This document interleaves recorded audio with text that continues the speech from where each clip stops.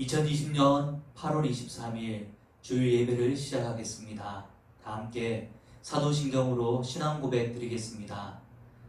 전능하사 천지를 만드신 하나님 아버지를 내가 믿사오며 그 외아들 우리 주 예수 그리스도를 믿사오니 이는 성령으로 잉태하사 동정녀 마리아에게 나시고 본디오 빌라도에게 고난을 받으사 십자가에 못 박혀 죽으시고 장사한 지 사흘 만에 죽은 자 가운데서 다시 살아나시며 하늘에 오르사 전능하신 하나님 우편에 앉아 계시다가 저리로서 산자와 죽은 자를 심판하러 오시리라. 성령을 믿사오며 거룩한 공회와 성도가 서로 교통하는 것과 죄를 사하여 주시는 것과 몸이 다시 사는 것과 영원히 사는 것을 믿사옵나이다. 아멘.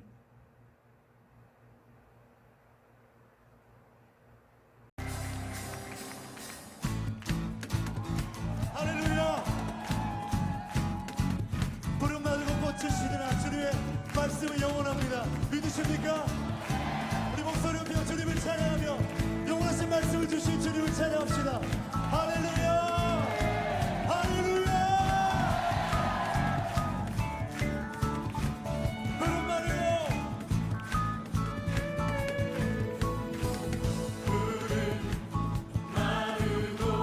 꽃을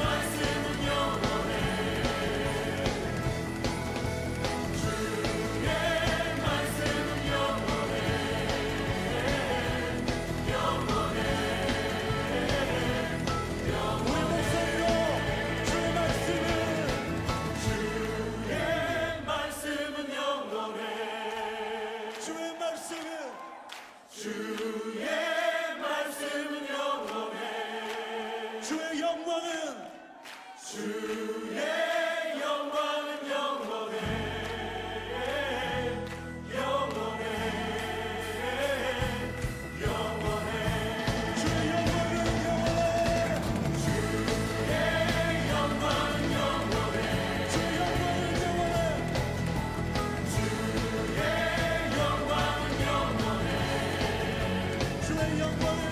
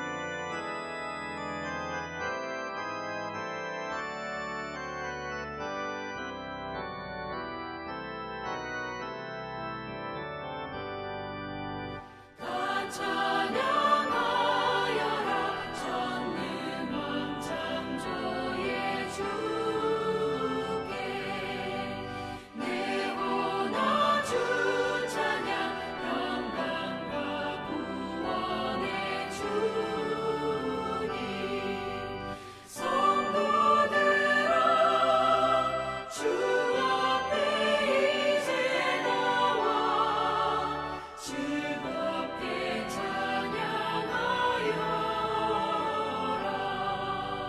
다 찬양하여라 놀라운 만유의 주께 포근한 날개를 늘 품어주시는 주님 성도들아 주님의 뜻 안에서 내 소원 다 이루리라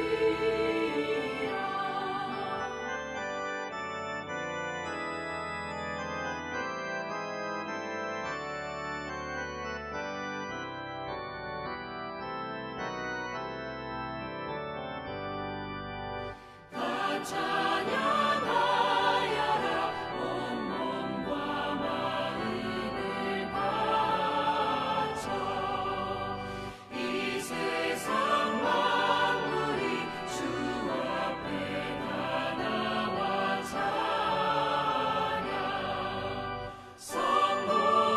성도들아 기쁘게 소리 높여 영원히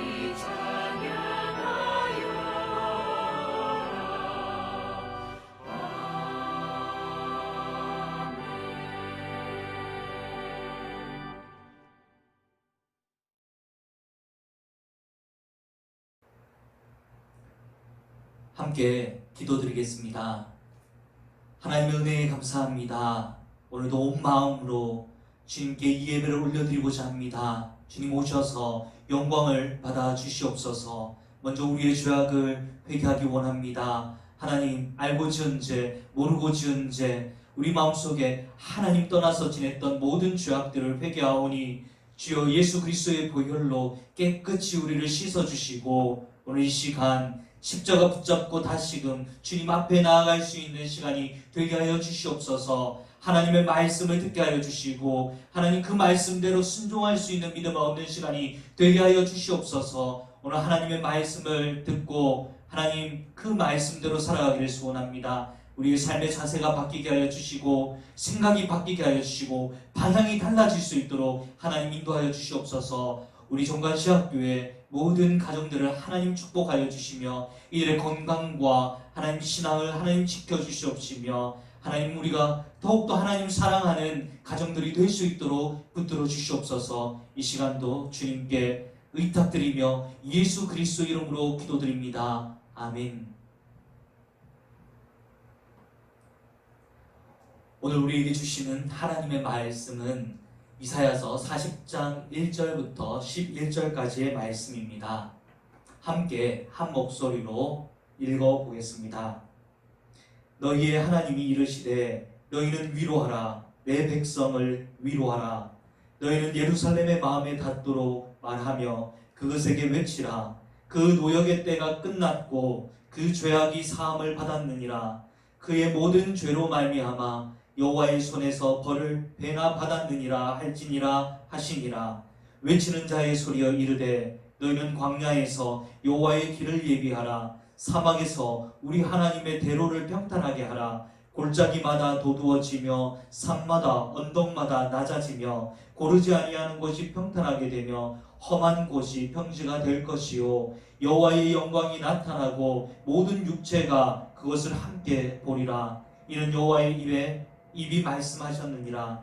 말하는 자의 소리여 이르되 외치라. 대답하되 내가 무엇이라 외치리이까 하니 이르되 모든 육체는 풀이요 그의 모든 아름다움은 들의 꽃과 같으니 풀은 마르고 꽃이 시듬은 여호와의 기운이 그 위에 불미라. 이 백성은 실로 풀이로다. 풀은 마르고 꽃은 시드나 우리 하나님의 말씀은 영원히 서리라 하라. 아름다운 소식을 시온에 전하는 자여 너는 높은 산에 오르라. 아름다운 소식을 예루살렘에 전하는 자여 너는 힘써 소리를 높이라. 두려워하지 말고 소리를 높여 유다의 성읍들에게 이르기를 너희의 하나님을 보라 하라. 보라, 주 여호와께서 장차 강한 자로 임하실 것이요 신이 그의 팔로 다스리실 것이라. 보라, 상급이 그에게 있고 보응이 그의 앞에 있으며 그는 목자같이 양떼를 먹이시며 어린 양을 그 팔로 모아 품에 안으시며 젖먹이는 암컷들을 온순히 인도하시리로다. 아멘. 우리는 지금까지 이사야서 1장부터 39장까지 이사야서 전반부의 내용을 그 중에서 주요 사건들을 중심으로 해서 살펴보았습니다. 지금까지의 내용을 함께 복습해 보겠습니다. 1장에서 우리는 이사야서가 기록된 배경에 대해서 살펴보았습니다. 유다의 왕들과 지도자들과 백성들의 타락상이 어떠한 정도였는지를 살펴보았습니다. 유다의 상태를 잘 요약한 구절이 있습니다. 이사야 1장 2절부터 6절 말씀인데 함께 읽어보겠습니다. 하늘이여 들으라. 땅이여 귀를 기울이라. 여호와께서 말씀하시기를 내가 자식을 양육하였거늘 그들이 나를 거역하였도다. 소는 그 임자를 알고 나귀는 그 주인의 구유를 알건만은 이스라엘은 알지 못하고 나의 백성은 깨닫지 못하는도다 하셨도다. 슬프다 범죄한 나라요 허물진 백성이요 행악의 종자요 행위가 부패한 자식이로다. 그들이 여호와를 버리며 이스라엘의 거룩하신 이를 만홀히 여겨 멀리하고 물러갔도다. 너희가 어찌하여 매를 더 맞으려고 태역을 거듭하느냐. 온 머리는 병들었고 온 마음은 피곤하였으며 발바닥에서 머리까지 성한 곳이 없이 상한 것과 터진 것과 쇠로 맞은 흔적뿐이거늘 그것을 짜며 싸매며 기름으로 부드럽게 함을 받지 못하였도다. 아멘. 유다 백성들은 그 당시 범죄한 결과 하나님께 매를 얻어맞아서 발바닥에서부터 머리까지 성한 데가 없음에도 불구하고 그들이 위로를 받지 못하는 상태였다라는 것입니다. 특히 하나님은 백성들이 악에서 돌이킬 생각을 하지 않고 화려한 예배를 드림으로 하나님의 눈을 속이려고 드는 그 모습을 가증스럽게 생각하셨습니다. 이사야서 1장 11절부터 15절 말씀을 읽어보겠습니다. 여호와께서 말씀하시되 너희의 무수한 재물이 내게 무엇이 무유익하뇨. 나는 수량의 번제와 살찐 짐승의 기름에 배불렀고 나는 수송아지나 어린 양이나 수경소의 피를 기뻐하지 아니하노라. 너희가 내 앞에 보이러 오니 이것을 누가 너희에게 요구하였느냐. 내 마당만 밟을 뿐이니라. 헛된 재물을 다시 가져오지 말라. 분향은 내가 가증히 여기는 바요 월삭과 안식일과 대회로 모이는 것도 그러하니 성회와 아울러 악을 행하는 것을 내가 견디지 못하겠노라. 내 마음이 너희의 월삭과 정한 절기를 싫어하나니 그것이 내게 무거운 짐이라 내가 지기에 곤비하였느니라. 너희가 손을 펼 때 내가 내 눈을 너희에게서 가리고 너희가 많이 기도할지라도 내가 듣지 아니하리니 이는 너희의 손에 피가 가득함이라. 아멘. 유다 백성들의 병은, 죄악은 생각보다 더 깊었습니다. 그들에게는 일시적인 처방이 아니라 좀 더 근본적인 대수술이 필요하다는 것입니다. 이사야가 소명을 받았습니다. 그 소명을 받은 장이 몇 장이라고 했죠? 이사야서 6장이라고 했습니다. 가장 중요한 장이라고 했죠. 이 이사야서 6장은 하나님께서 이사야 선지자에게 유다 백성들에게 행하실 이 대수술에 대한 계획을 이야기해주는 장면이 있습니다. 이사야 6장 8절부터 13절 말씀 읽어보겠습니다. 내가 또 주의 소리를 들으니 주께서 이르시되 내가 누구를 보내며 누가 우리를 위하여 갈꼬 하니 그때 내가 이르되 내가 여기 있나이다 나를 보내소서 하였더니 여호와께서 이르시되 가서 이 백성에게 이르기를 너희가 듣기는 들어도 깨닫지 못할 것이요 보기는 보아도 알지 못하리라 하여 이 백성의 마음을 둔하게 하며 그들의 귀가 막히고 그들의 눈이 감기게 하라. 염려하건대 그들이 눈으로 보고 귀로 듣고 마음으로 깨닫고 다시 돌아와 고침을 받을까 하노라 하시기로 내가 이르되 주여 어느 데까지이니까 하였더니 주께서 대답하시되 성읍들은 황폐하여 주민이 없으며 가옥들에는 사람이 없고 이 토지는 황폐하게 되며 여호와께서 사람들을 멀리 옮기셔서 이 땅의 가운데 황폐한 곳이 많을 때까지니라. 그 중에 10분의 1이 아직 남아 있을지라도 이것도 황폐하게 될 것이나 밤나무와 상수리나무가 배임을 당하여도 그 거루터기가 남아있는 것 같이 거룩한 씨가 이 땅에 거루터기니라 하시더라. 아멘. 아무리 이사야 선지자가 경고의 메시지를 전하여도 멸망한다는 말씀을 전하여도 말씀을 들을 귀가 없는 왕과 백성들은 결국 망하게 될 것이며 예루살렘에는 오직 누구만 남게 된다는 것입니까? 거루터기만 남게 될 것이라는 말씀입니다. 그리고 그 거루터기, 다른 말로 하면 남은 자들을 통해 하나님께서는 이전과는 다른 새로운 새 일을 행하실 거라고 말씀하시는 것입니다. 이후에 이사야 선지자는 남유다가 하나님의 징계와 심판을 받게 되는 결정적인 계기가 되는 두 가지 사건을 이사야서 7장과 39장에 기록해 놓았습니다. 첫 번째 사건은 이사야서 7장에 있습니다. 기원전 731년 남유다 12대 아하스 왕은 북이스라엘과 아람 연합군이 남유다에 쳐들어오게 되자 굉장히 당황하게 됩니다. 하나님께서 이사야 선지자를 보내셔서 다른 것을 의지하지 말고 오직 하나님만 의지하라. 내가 유다를 보호해 주시겠다 말씀하셨습니다. 그런데 이 믿음 없는 아하스 왕을 위해서 하나님은 어떠한 일까지 하셨냐면 징조를 구하라. 그리하면 그 징조를 내가 이루리라. 이 말씀까지 해주셨습니다. 그럼에도 불구하고 아하스 왕은 어떻게 했습니까?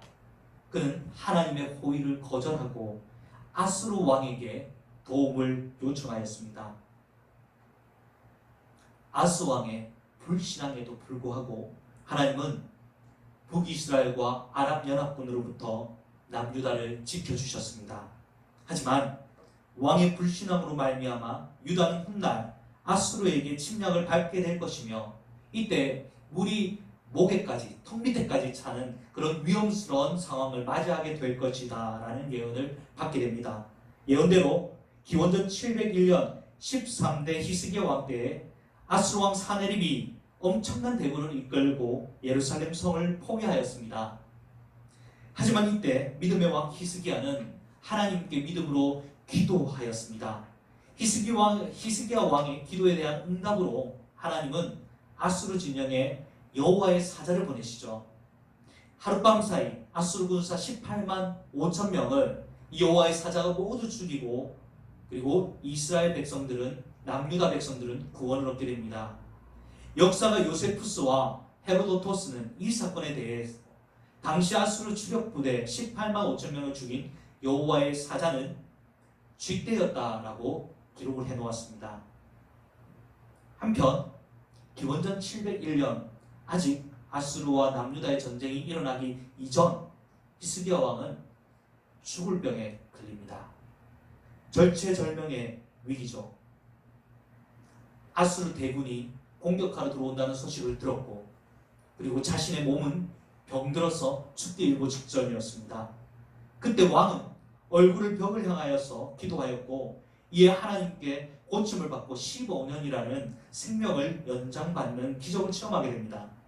히스기야 왕이 죽을 병에 나았다는 소식은 유다와 반아수르 동맹을 맺은 바벨론의 영웅 무로닥 발라단까지 그 소식이 전해졌습니다. 바벨론의 무로닥 발라단 왕은 히스기야 왕에게 예물과 축하 메시지를 함께 보내었습니다. 아수르 제국과 맞서 싸운 바벨론의 대영웅 무로닥 발라단 왕이 보낸 사절단을 맞이한 히스기야 왕은 마음이 높아지기 시작했습니다. 그는 사절단에게 자신을 치료해 주신 하나님이 어떤 분이신지를 들려주는 대신 유다 왕궁의 보물창고와 무기고를 활짝 열어 유다의 국력을 자랑하는 어리석은 모습을 보였습니다. 이에 하나님은 히스기야 왕에게 이사야 선지자를 보내서 왕의 교만함 때문에 바벨론에게 예루살렘 성이 무너지고 왕과 백성들이 그들의 포로로 끌려가게 될 것이라는 심판의 예언을 듣게 됩니다. 함께 이사야서 39장 5절부터 7절 말씀을 읽어보겠습니다. 이사야가 히스기야에게 이르되 왕은 만군의 여호와의 말씀을 들으소서. 보라, 날이 이르리니 내 집에 있는 모든 소유와 내 조상들이 오늘까지 쌓아둔 것이 모두 바벨론으로 옮긴 바 되고 남을 것이 없으리라. 여호와의 말씀이니라. 또 네게서 태어날 자손 중에서 몇이 사로잡혀 바벨론 왕궁의 황관이 되리라 하셨나이다 하니. 여러분, 하나님의 모든 예언들은 다 이루어졌습니다. 아람은 731년에 멸망했고 북이스라엘도 722년에 멸망하게 되었습니다. 또한 아수르와 유다에 내려진 모든 멸망의 예언도 전부 다 이루어졌습니다. 유다 백성들은 무슨 일이 있어도 하나님은 하나님이 거하시는 성전과 거룩한 도성 예루살렘만은 무너지지 않을 것이라는 이상한 믿음을 가지고 있었습니다. 그러나 하나님의 말씀대로 예루살렘 성도 회파되었고 끝까지 그 성을 지킨 백성들은 모두 죽임을 당하게 되었습니다. 오직 바벨론에 항복했던 백성들만 살아남아 포로 생활을 하게 됩니다. 하나님은 이 살아남은 자들, 바벨론의 포로로 끌려간 자들을 남은 자, 그루터기라고 부르셨습니다. 오늘 여러분과 함께 살펴볼 이사야 40장은 이사야서 후반부 40장부터 66장까지 회복의 메시지를 전해주고 있습니다. 이 이사야서의 후반부는 기원전 605년 바벨론의 1차 포로기, 기원전 597년의 2차 포로기, 기원전 586년 예루살렘의 멸망과 함께 끌려간 바벨론 3차 포로기에 끌려온 모든 이스라엘의 포로들에게 하나님께서 들려주신 메시지입니다. 유다 백성들에게 이 포로 생활은 충격 그 자체였습니다. 고향도 집도 다 잃어버리고 가족도 친족들도 잃어버렸고 이방인들의 압제로 인해서 매일매일 고통스러운 시간을 겪게 되었습니다. 그런데 그러한 고통보다도 더 괴로운 것이 유다 백성들에게 있었습니다. 그것이 무엇이냐면 바로 하나님이 그들을 버리신 것은 아닌가라는 생각 때문이었습니다. 처음에는 하나님 도대체 우리들 왜 이러십니까? 왜 이런 일들이 다 일어났습니까? 하나님의 백성들에게 이렇게까지 하셔야 됩니까? 이런 원망스럽은 말도 하나님께 내뱉었을 것입니다. 그리고 혹시 하나님이 이 바벨론 땅에 마르뚝보다 더 약한 것이 아닙니까? 그래서 우리가 전쟁에서 진 것이 아닙니까? 이들은 원망도 해보고 탄식도 해보고 옷을 찢고 가슴을 뜯으면서 울부짖었습니다. 바벨론으로 끌려간 유다 백성들의 마음을 잘 표현해주고 있는 시가 있습니다. 시편 137편인데 이 시편 137편은 바벨론에 끌려간 그 강가에서 유다 포로들의 노래를 지어서 부른 것입니다. 제가 현대인의 성경으로 번역된 부분들을 읽어드리겠습니다. 우리는 바벨론 강변에 앉아서 시온을 기억하며 울었다. 우리가 수금을 버드나무 가지에 걸었으니 우리를 사로잡은 자들이 우리에게 노래를 청하고 우리를 괴롭히는 자들이 즐거운 노래를 요구하며 시온의 노래 중 하나를 불러라 하고 말하였습니다. 우리가 외국 땅에서 어떻게 여호와의 노래를 부를 수 있겠는가?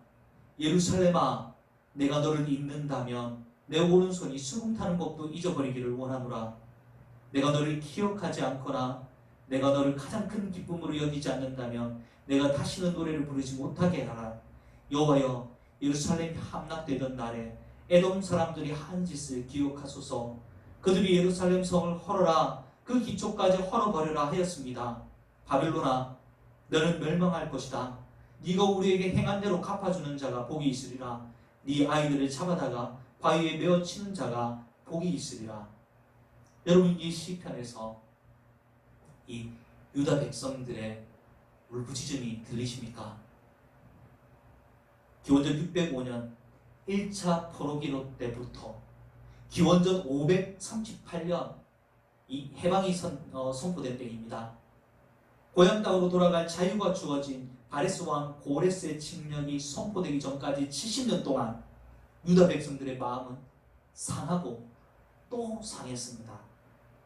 이사야 40장 이후에 기록된 후반부의 말씀은 이 70년간의 오랜 기간 동안 바벨론에서 포로 생활을 하며 고통을 받았었던 유다 백성들을 이제 하나님께서 위로해 주시고 그들의 아픔을 싸매어 주시기 위해서 하나님이 주신 회복의 메시지입니다. 그래서 첫 시작을 어떻게 시작했습니까? 40장 1절 2절 말씀 같이 한번 읽어보겠습니다. 너희의 하나님이 이르시되 너희는 위로하라. 내 백성을 위로하라. 너희는 예루살렘의 마음에 닿도록 말하며 그것에게 외치라. 그 노역의 때가 끝났고 그 죄악이 사함을 받았느니라. 그의 모든 죄로 말미암아 여호와의 손에서 벌을 배나 받았느니라 할지니라 하시니라. 여호와께서 여호와의 사자에게 말씀하여서 이렇게 전하라고 합니다. 외치라고 합니다. 백성들을 향해서 위로의 말을 전하라. 내 백성을 위로하라. 내 백성을 위로하라. 외치십니다. 70년 동안 충분히 고생했다. 너희들이 지은 죄도 용서받았다. 너희들이 범한 죄악보다 2배 많은 벌을 받았으므로 죄값을 다 치렀으니 이제 곧 해방될 것이다. 지금까지 일어난 지난 일들을 살펴보면 마치 하나님이 유다 백성들을 미워하셔서 그들을 완전히 버리신 것처럼 보이는데 하나님은 사실 그들을 버리지 않으셨고 여전히 그들을 사랑하고 계셨습니다. 이제부터 하나님은 세상 사람들이 알 수도 없는 새 일을 행하실 것입니다. 한 번도 해본 적이 없는, 일어난 적이 없는 새 일을 행하실 것입니다. 과거에는 천사나 선지자들을 보내서 하나님의 말씀을 그들에게 전하게 하셨지만 이제는 사랑하는 백성들을 위하여서 이 백성들을 위하여서 하나님이 직접 그들을 찾아오시리라고 말씀하십니다. 이사야서 40장 3절부터 5절 말씀을 읽어보겠습니다. 외치는 자의 소리여 이르되 너희는 광야에서 여호와의 길을 예비하라. 사막에서 우리 하나님의 대로를 평탄하게 하라. 골짜기마다 도두어지며 산마다 언덕마다 낮아지며 고르지 아니하는 곳이 평탄하게 되며 험한 곳이 평지가 될 것이요 여호와의 영광이 나타나고 모든 육체가 그것을 함께 보리라. 이는 여호와의 입이 말씀하셨느니라. 아멘. 이 말씀은 가까운 미래 기원전 538년에 스룹바벨 총독과 이 바벨론 포로로 끌려간 사람들 중에서 자원하는 자, 곧 남은 자들이죠. 그 남은 자들이 예루살렘으로 1차 귀환하게 될 것을 예표하는 말씀으로 볼 수도 있지만 궁극적으로는 여러분 이게 무슨 말씀입니까? 누가 오신다는 것입니까? 누가 이 백성들에게 찾아오신다는 것입니까? 하나님이 예수 그리스도께서 그들에게 직접 찾아오신다는 말씀인 것입니다. 광야에서 여호와의 길을 예비하라. 여러분 이 말씀을 들었을 때 누가 생각나십니까? 세례요한이 생각납니다. 예수님께서 오실 길을 예비하기 위해 이 세례요한이 한 일이 무엇입니까? 회개하라. 천국이 가까이 왔느니라. 그가 요단강에서 외친 소리입니다. 하나님을 떠나 하나님 없이 잘 살 수 있다고 생각했었던 교만한 마음을 회개하라는 말씀입니다. 산이 낮아지고 언덕이 낮아지는 것처럼 우리의 교만해지고 높아진 모든 마음들을 낮추어야 된다는 말씀입니다. 도와주시겠다는 하나님의 호의를 거절했던 아하스 왕의 마음처럼 바벨론 사절단에게 성전 보물창고와 무기고를 다 보여주면서 국력을 자랑했던 히스기야 왕처럼 돈과 학력과 재능을 자랑하며 자신의 인생을 스스로 책임질 수 있다고 생각하고 있는 어리석은 우리의 모든 교만한 마음이 낮아져야지 하나님이 우리에게 찾아오실 수 있다는 말씀입니다. 70년간의 바벨론 포로 생활은 교만해진 유다 백성들의 마음이 낮아지게 만드는 시간이었습니다. 낮아지고 또 낮아지고 또 낮아져서 하나님을 떠나서는 우리가 단 한순간도 살 수 없습니다. 세상의 모든 것들이 다 부질없다는 것을 이제야 알았습니다. 욕심부리며 쫓아갔던 그것이 한순간에 살아 없어지는 것들이라는 것을 이제야 알았습니다. 저에게는 오직 하나님 한 분만 계시면 됩니다. 여러분, 하나님이 함께 해주시는 분에게는 이 고백이 나오게 되어 있습니다. 하나님이 이 작업을, 이 일들을 우리의 마음속에 해주십니다. 여러분, 이 고백이 반드시 있어야지 하나님을 만날 수가 있습니다. 임마누엘 하나님께서 우리와 함께 하신다고 하는데 왜 나는 하나님을 만나지 못하는 것입니까? 나는 하나님이 나와 함께 계심을 믿을 만한 단 한 번의 체험도 해본 적이 없습니다. 여러분, 크리스천들 중에서도 의외로 이러한 고민을 하시는 분들이 꽤 많습니다. 예수를 믿는다고 하지만 여전히 자신의 인생의 주인 자리에 앉아 있다면 그 사람은 하나님을 만날 수 없습니다. 여러분에게 하나님이 필요하십니까? 아니, 하나님만이 필요하십니까? 70년간 포로 생활을 통해서 유다 백성들은 자신들이 얼마나 미약한 존재인지 뼈저리게 느꼈습니다. 스스로의 힘으로는 아무것도 할 수 없는 존재들임을 인정할 수밖에 없었을 것입니다. 그런데 그들이 하나님께 전적으로 헌신하기 위해서 한 가지 더 해결해야 될 문제가 있었습니다. 이것은 하나님이 해결해 주셔야 될 부분이었습니다. 하나님의 소망의 말씀을 믿고 싶지만 예루살렘 성을 무너뜨리고 하나님의 성전을 파괴해버린 엄청난 힘의 제국, 그 바벨론만 생각하면 과연 우리가 하나님의 영광을 다시 볼 수 있을까?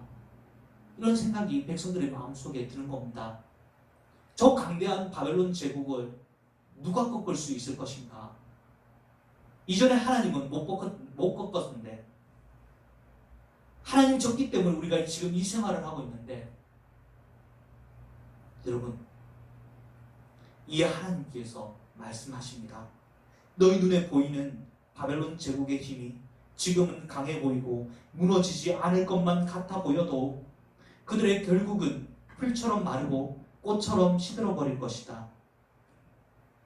지금까지 성취된 유다 백성들의 심판이 차례차례 모두 다 진행된 것처럼 유다를 향한 회복의 말씀도 반드시 다 이루어질 것이다.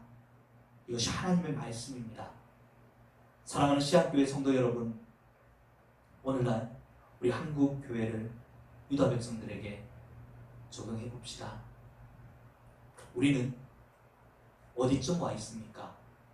우리의 모습은 그들의 모습으로 비교하자면 어떤 모습인 것 같습니까? 예루살렘 성이 아직 무너지기 직전 우리는 안전하다. 우리는 안전하다. 하나님이 우리를 지켜주실 것이다. 예루살렘 성 결코 무너지지 않을 것이다. 이렇게 말하고 있었던, 성내에 남아있었던 유다 백성들의 모습이 혹시 우리가 아닐까요? 바벨론의 포로로 끌려가서 하나님께 수술받고 있었던, 자유를 잃어버렸던 유다 백성들, 하나님께 대수술을 받고 있었던 그 백성들의 원망과 상처와 아픔과 고통이 지금 우리가 당하고 있는 상태가 혹시 아닙니까? 아니면 70년간의 노역이 끝나고 해방을 기다리는 꿀복문 시기에 백성들의 모습이라고 생각하십니까? 오늘날 교회는 아름다운 소식을 시온에게 전하고 좋은 소식을 예루살렘에게 전하는 사람이 되어야 되는데, 그 대신에 세상 사람들에게 욕만 들어먹고 있는 욕바지인 것 같습니다. 세상 사람들이 너희 하나님이 어디 있느냐, 아무것도 할 수 없지 않느냐, 하나님을 모욕하는데도 아무 말도 하지 못하겠습니다. 이것이 단순히 교회를 향한 세상의 핍박으로 치부하기에는 여기저기 드러난 우리의 죄악된 민낯이 양심을 쿡쿡 찌르는 것만 같습니다. 지금은 한국교회를 향해서 회초리를 드신 하나님께 우리의 마음을 낮추어야 될 때입니다.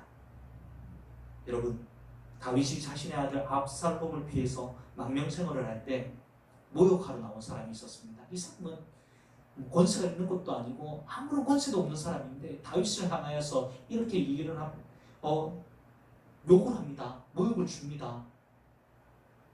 그런데 그 모욕 주는 말을 다윗이 어떻게 받아들이냐면, 이것이 하나님이 나를 책망하시는 말씀이다 라고 생각을 하고 그 모욕을 감내하게 합니다.